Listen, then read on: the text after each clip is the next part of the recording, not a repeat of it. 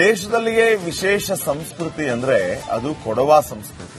ಆದರೆ ಈ ಜನಾಂಗದವರ ಅದೊಂದು ಬೇಡಿಕೆ ಮಾತ್ರ ಸುಮಾರು ವರ್ಷಗಳಿಂದ ಅಂದ್ರೆ 3 ವರ್ಷ ಆದರೂ ಕೂಡ ಈಡೇರಿಲ್ಲ.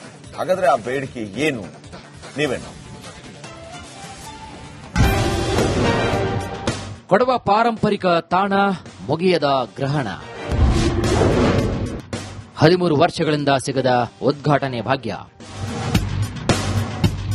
ಹೀಗೆ ಉದುರಿ ಬೀಳುತ್ತಿರುವಂತಹ ಹೆಂಚುಗಳು, ಅಲ್ಲಲ್ಲಿ ಬಿದ್ದಿರುವ ಮದ್ಯದ ಬಾಟಲಿಗಳು, ಗಿಡಗಂಟಿ ಬೆಳೆದು ಮುಚ್ಚಿ ಹೋಗಿರುವಂತಹ ವ್ಯವಸ್ಥಿತ ಕಟ್ಟಡ.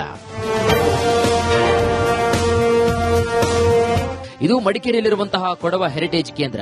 ಇದು ಕೊಡವ ಸಮುದಾಯದ ಆಚಾರ, ವಿಚಾರ, ಸಂಸ್ಕೃತಿಯನ್ನ ಉಳಿಸಿ ಬೆಳೆಸುವ ನಿಟ್ಟಿನಲ್ಲಿ ಸರ್ಕಾರ ಆರಂಭಿಸಿರುವಂತಹ ಮಹತ್ವಾಕಾಂಕ್ಷೆಯ ಯೋಜನೆ. ಆದರೆ ಇದು ಸದ್ಯಕ್ಕೆ ಹಳ್ಳ ಹಿಡಿದ ಯೋಜನೆಯಾಗಿದೆ.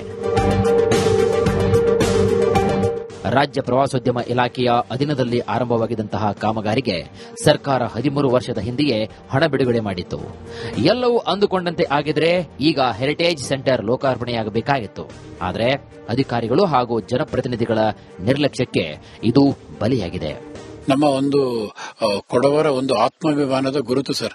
ಅಲ್ಲಿ ಹಿಂದೆ ನಾವು ತುಂಬಾ ಸೆಂಟರ್ ಬರ್ತಿದೆ ಅಂತ ಹೇಳುವಾಗ ನಾವು ಕೊಡವರು ತುಂಬಾ ಖುಷಿ ಪಟ್ಟಿದ್ವಿ.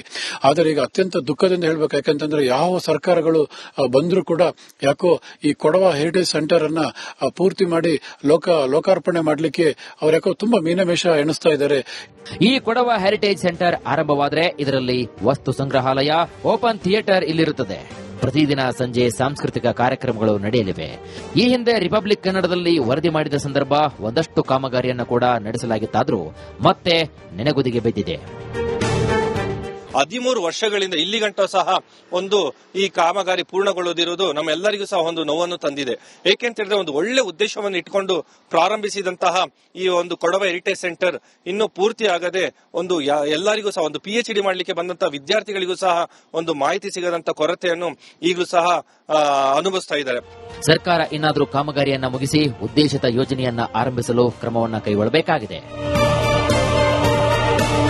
ಕ್ಯಾಮರಾಮನ್ ದಿವಾಕರ್ ಜೊತೆಗೆ ಅನುಕಾರ್ಯಪ್ಪ, ಬೆಳ್ಳೂರು, ರಿಪಬ್ಲಿಕ್ ಕನ್ನಡ, ಕೊಡಗು. ದೇಶದಲ್ಲಿಯೇ ವಿಶೇಷ ಸಂಸ್ಕೃತಿ ಅಂದ್ರೆ ಅದು ಕೊಡವ ಸಂಸ್ಕೃತಿ. ಆದರೆ ಈ ಜನಾಂಗದವರ ಅದೊಂದು ಬೇಡಿಕೆ ಮಾತ್ರ ಸುಮಾರು ವರ್ಷಗಳಿಂದ ಅಂದ್ರೆ 3 ವರ್ಷ ಆದರೂ ಕೂಡ ಈಡೇರಿಲ್ಲ. ಹಾಗಾದ್ರೆ ಆ ಬೇಡಿಕೆ ಏನು? ನೀವೇನು? ಕೊಡವ ಪಾರಂಪರಿಕ ತಾಣ ಮುಗಿಯದ ಗ್ರಹಣ. 13 ವರ್ಷಗಳಿಂದ ಸಿಗದ ಉದ್ಘಾಟನೆ ಭಾಗ್ಯ. ಹೀಗೆ ಉದುರಿ ಬೀಳುತ್ತಿರುವಂತಹ ಹೆಂಚುಗಳು, ಅಲ್ಲಲ್ಲಿ ಬಿದ್ದಿರುವ ಮದ್ಯದ ಬಾಟಲಿಗಳು, ಗಿಡಗಂಟಿ ಬೆಳೆದು ಮುಚ್ಚಿ ಹೋಗಿರುವಂತಹ ವ್ಯವಸ್ಥಿತ ಕಟ್ಟಡ. ಇದು ಮಡಿಕೇರಿಯಲ್ಲಿರುವಂತಹ ಕೊಡವ ಹೆರಿಟೇಜ್ ಕೇಂದ್ರ. ಇದು ಕೊಡವ ಸಮುದಾಯದ ಆಚಾರ, ವಿಚಾರ, ಸಂಸ್ಕೃತಿಯನ್ನ ಉಳಿಸಿ ಬೆಳೆಸುವ ನಿಟ್ಟಿನಲ್ಲಿ ಸರ್ಕಾರ ಆರಂಭಿಸಿರುವಂತಹ ಮಹತ್ವಾಕಾಂಕ್ಷೆಯ ಯೋಜನೆ. ಆದರೆ ಇದು ಸದ್ಯಕ್ಕೆ ಹಳ್ಳ ಹಿಡಿದ ಯೋಜನೆಯಾಗಿದೆ. ರಾಜ್ಯ ಪ್ರವಾಸೋದ್ಯಮ ಇಲಾಖೆಯ ಅಧೀನದಲ್ಲಿ ಆರಂಭವಾಗಿದ್ದಂತಹ ಕಾಮಗಾರಿಗೆ ಸರ್ಕಾರ 13 ವರ್ಷದ ಹಿಂದೆಯೇ ಹಣ ಬಿಡುಗಡೆ ಮಾಡಿತ್ತು. ಎಲ್ಲವೂ ಅಂದುಕೊಂಡಂತೆ ಆಗಿದ್ರೆ ಈಗ ಹೆರಿಟೇಜ್ ಸೆಂಟರ್ ಲೋಕಾರ್ಪಣೆಯಾಗಬೇಕಾಗಿತ್ತು. ಆದರೆ ಅಧಿಕಾರಿಗಳು ಹಾಗೂ ಜನಪ್ರತಿನಿಧಿಗಳ ನಿರ್ಲಕ್ಷ್ಯಕ್ಕೆ ಇದು ಬಲಿಯಾಗಿದೆ. ನಮ್ಮ ಒಂದು ಕೊಡವರ ಒಂದು ಆತ್ಮಾಭಿಮಾನದ ಗುರುತು ಸರ್. ಅಲ್ಲಿ ಹಿಂದೆ ನಾವು ತುಂಬಾ ಸೆಂಟರ್ ಬರ್ತಿದೆ ಅಂತ ಹೇಳುವಾಗ ನಾವು ಕೊಡವರು ತುಂಬಾ ಖುಷಿ ಪಟ್ಟಿದ್ವಿ. ಆದರೆ ಈಗ ಅತ್ಯಂತ ದುಃಖದಿಂದ ಹೇಳ್ಬೇಕು, ಯಾಕಂತಂದ್ರೆ ಯಾವ ಸರ್ಕಾರಗಳು ಬಂದರೂ ಕೂಡ ಯಾಕೋ ಈ ಕೊಡವ ಹೆರಿಟೇಜ್ ಸೆಂಟರ್ ಅನ್ನ ಪೂರ್ತಿ ಮಾಡಿ ಲೋಕಾರ್ಪಣೆ ಮಾಡಲಿಕ್ಕೆ ಅವ್ರು ಯಾಕೋ ತುಂಬಾ ಮೀನಮೇಷ ಎಣಿಸ್ತಾ ಇದ್ದಾರೆ. ಈ ಕೊಡವ ಹೆರಿಟೇಜ್ ಸೆಂಟರ್ ಆರಂಭವಾದರೆ ಇದರಲ್ಲಿ ವಸ್ತು ಸಂಗ್ರಹಾಲಯ, ಓಪನ್ ಥಿಯೇಟರ್ ಇಲ್ಲಿರುತ್ತದೆ. ಪ್ರತಿದಿನ ಸಂಜೆ ಸಾಂಸ್ಕೃತಿಕ ಕಾರ್ಯಕ್ರಮಗಳು ನಡೆಯಲಿವೆ. ಈ ಹಿಂದೆ ರಿಪಬ್ಲಿಕ್ ಕನ್ನಡದಲ್ಲಿ ವರದಿ ಮಾಡಿದ ಸಂದರ್ಭ ಒಂದಷ್ಟು ಕಾಮಗಾರಿಯನ್ನು ಕೂಡ ನಡೆಸಲಾಗಿತ್ತಾದರೂ ಮತ್ತೆ ನೆನೆಗುದಿಗೆ ಬಿದ್ದಿದೆ. 13 ವರ್ಷಗಳಿಂದ ಇಲ್ಲಿಗಂಟ ಸಹ ಒಂದು ಈ ಕಾಮಗಾರಿ ಪೂರ್ಣಗೊಳ್ಳದಿರುವುದು ನಮ್ಮೆಲ್ಲರಿಗೂ ಸಹ ಒಂದು ನೋವನ್ನು ತಂದಿದೆ.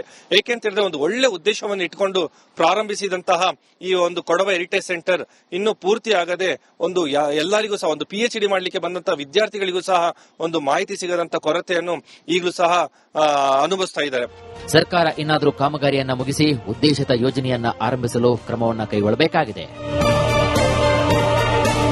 ಕ್ಯಾಮರಾಮನ್ ದಿವಾಕರ್ ಜೊತೆಗೆ ಅನುಕಾರ್ಯಪ್ಪ, ಬೆಳ್ಳೂರು, ರಿಪಬ್ಲಿಕ್ ಕನ್ನಡ, ಕೊಡಗು. ದೇಶದಲ್ಲಿಯೇ ವಿಶೇಷ ಸಂಸ್ಕೃತಿ ಅಂದ್ರೆ ಅದು ಕೊಡವ ಸಂಸ್ಕೃತಿ. ಆದರೆ ಈ ಜನಾಂಗದವರ ಅದೊಂದು ಬೇಡಿಕೆ ಮಾತ್ರ ಸುಮಾರು ವರ್ಷಗಳಿಂದ, ಅಂದ್ರೆ 3 ವರ್ಷ ಆದರೂ ಕೂಡ ಈಡೇರಿಲ್ಲ. ಹಾಗಾದ್ರೆ ಆ ಬೇಡಿಕೆ ಏನು? ನೀವೇನು? ಕೊಡವ ಪಾರಂಪರಿಕ ತಾಣ ಮುಗಿಯದ ಗ್ರಹಣ. 13 ವರ್ಷಗಳಿಂದ ಸಿಗದ ಉದ್ಘಾಟನೆ ಭಾಗ್ಯ. ಹೀಗೆ ಉದುರಿ ಬೀಳುತ್ತಾ ಇರುವಂತಹ ಹೆಂಚುಗಳು, ಅಲ್ಲಲ್ಲಿ ಬಿದ್ದಿರುವ ಮದ್ಯದ ಬಾಟಲಿಗಳು, ಗಿಡಗಂಟೆ ಬೆಳೆದು ಮುಚ್ಚಿ ಹೋಗಿರುವಂತಹ ವ್ಯವಸ್ಥಿತ ಕಟ್ಟಡ. ಇದು ಮಡಿಕೇರಿಯಲ್ಲಿರುವಂತಹ ಕೊಡವ ಹೆರಿಟೇಜ್ ಕೇಂದ್ರ.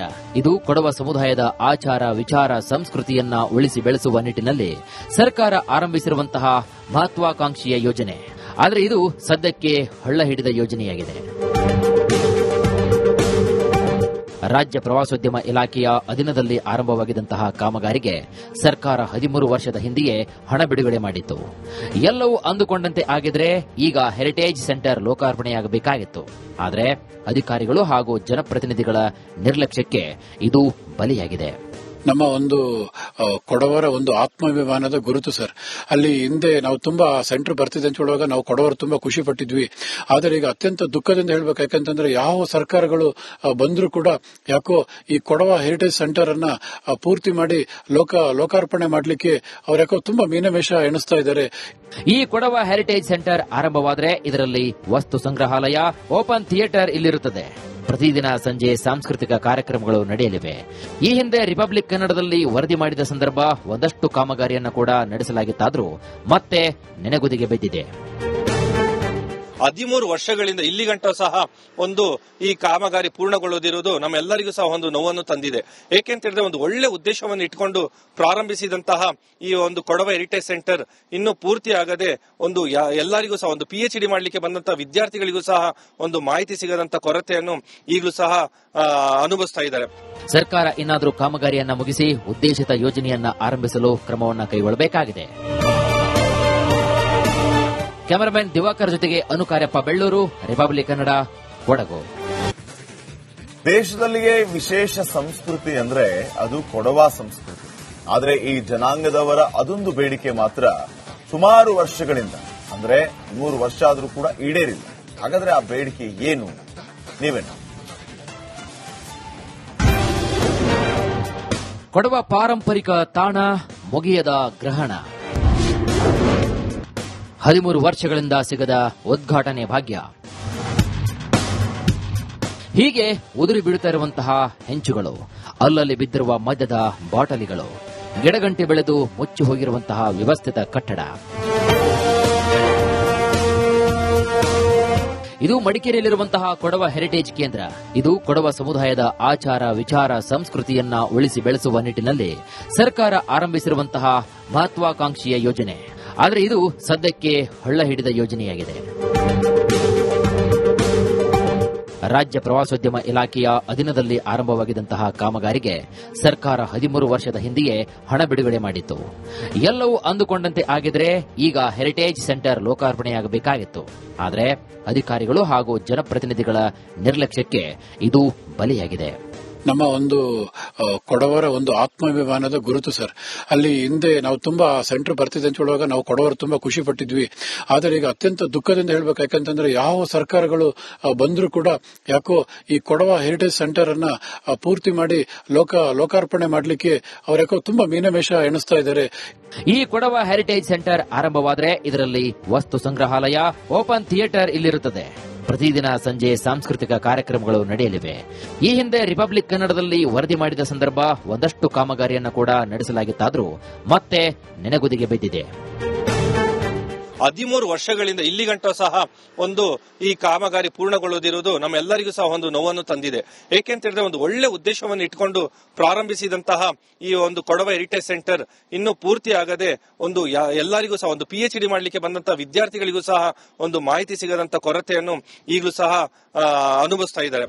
ಸರ್ಕಾರ ಇನ್ನಾದರೂ ಕಾಮಗಾರಿಯನ್ನ ಮುಗಿಸಿ ಉದ್ದೇಶಿತ ಯೋಜನೆಯನ್ನ ಆರಂಭಿಸಲು ಕ್ರಮವನ್ನು ಕೈಗೊಳ್ಳಬೇಕಾಗಿದೆ.